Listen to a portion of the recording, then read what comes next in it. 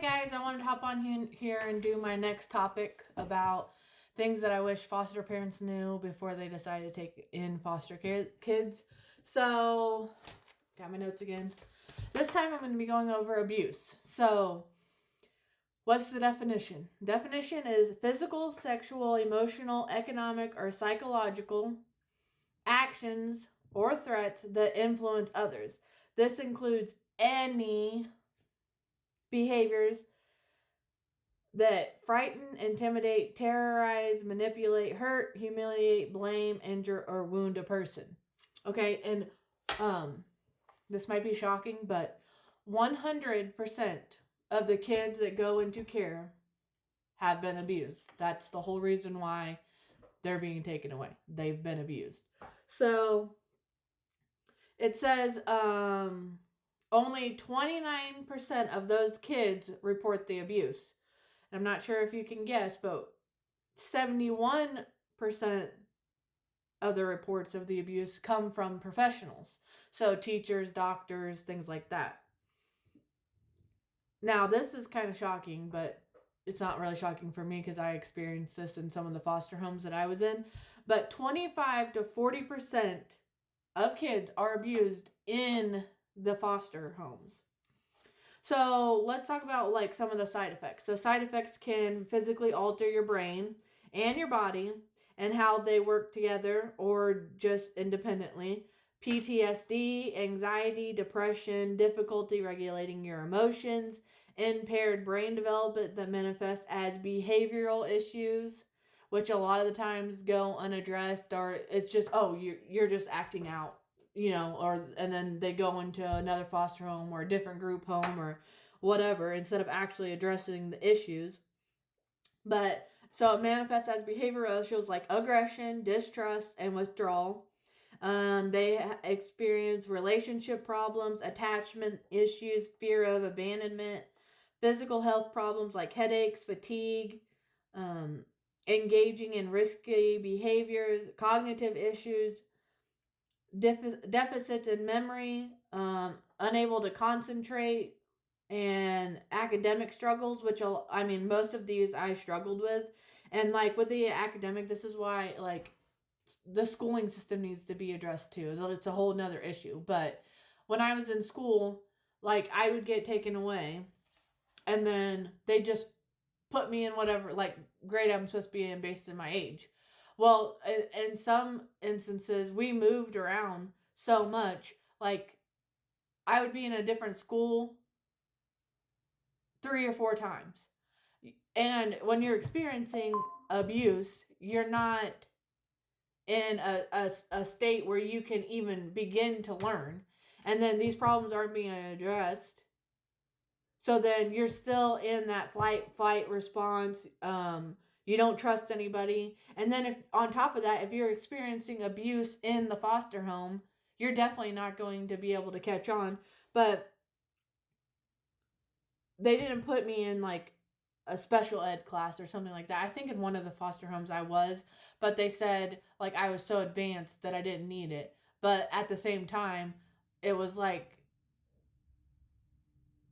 I did need it. It's annoying too because like math, I've always been horrible at math.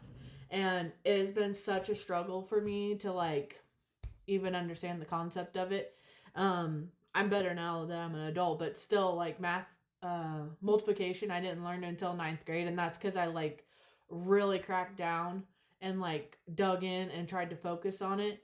But still it was horrible. Um, but things that foster parents need to watch for. And I believe that there should be deeper training on all of these topics that I'm going over.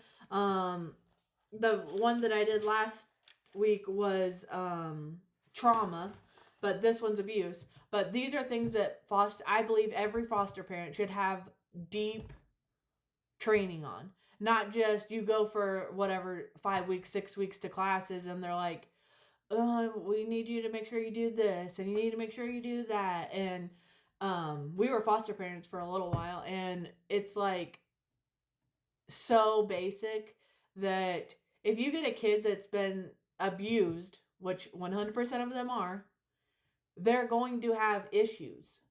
And some more severe than others, depending on what they've been through. And like I said before, 29% of the kids report it. So there could be abuse going on that you know nothing about. And that's what happened in kind of like our situation. My older sister was being severely abused by our stepfather. And every time we would move, she would get like a teacher or somebody involved. And then they would come into the home, they'd take us away. Bio mom would do what she was supposed to be doing. Then they'd put us back. And then her and stepdad would get back together, they'd move.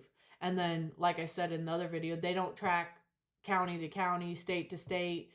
So it's like a fresh start every time this happens. And then, yeah, but people that decide to foster need more training. And they need to be prepared, because then things like splitting up siblings, which happened to me. I'm one of 5 kids, and I got adopted with one of my siblings. The rest of them one was left in a whole other state. The other one, she wouldn't behave, so she got taken out and put in a group home. And then I have a little brother that he was dealing with these kind of issues, and instead of getting like him the help that he needed, they decided it was too much and they removed him from the home. But things to watch for if you're a foster parent, or if you're thinking about being a foster parent, please watch these videos and take it seriously, because it's a whole nother life. I know it's your life, but it's also the life of that child. And they've already gone through so much. They've already been so traumatized. Like, putting them in a home just to get removed again, and then put into another home and get removed again, it's going to just make it 1,000 times worse for them. So being a foster parent needs to be something you're really serious about, not just like, oh, I want the money, which, by the way, you don't get very much money. If you decide to be a stay-at-home parent, then you do. I mean, they pay you to stay home with the child.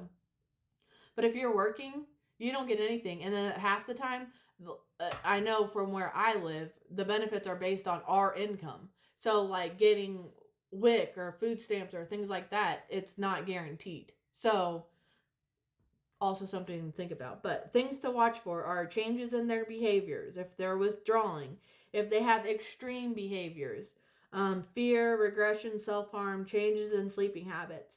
And I know a lot of times kids will go into therapy, but sometimes they don't, because they might just be like really quiet, or something, and it's none of these severe things, and they just think they're good, they don't need the help or whatever. And as a foster parent, you can advocate for these kids that you're bringing into the home, and things that you're noticing. If you're noticing these things, bring it up to the caseworker, bring it up to the judge, fill out the forms that they give you to update the whole team on the kid and how they're doing.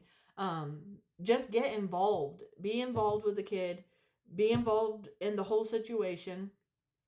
And really inform yourself. And if you're going to be a foster parent, do your own research too. You don't have to just like take my word for it, or just sit through the classes and think that that's good, because you have to prepare yourself too, because you're going to bring in the trauma. You're going to bring in the abuse into your household. So you need to be prepared. You need to put up safeguards. So if you have other kids in the home, be aware of like this stuff could be going on and they could be exposed to it too. I'm not trying to scare anybody out of doing foster. I think it's good that when you get a good person in there doing it. But